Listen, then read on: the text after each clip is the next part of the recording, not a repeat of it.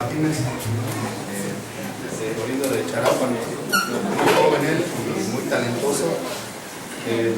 Estas dos piezas, bueno, ya las escuchamos como las interpretan hace tiempecito, y realmente hay algunos cambios, ¿no? Algunos cambios de tonalidades, ¿no? Que no se escuchan mucho dentro de los sones abajeños, pero esa parte, bueno, precisamente lo que la hace un poco diferente, ¿no? Pero muy bonitas. Pero les gusten, es la primera vez que las tocamos. Vamos a ponerlas aquí con ustedes.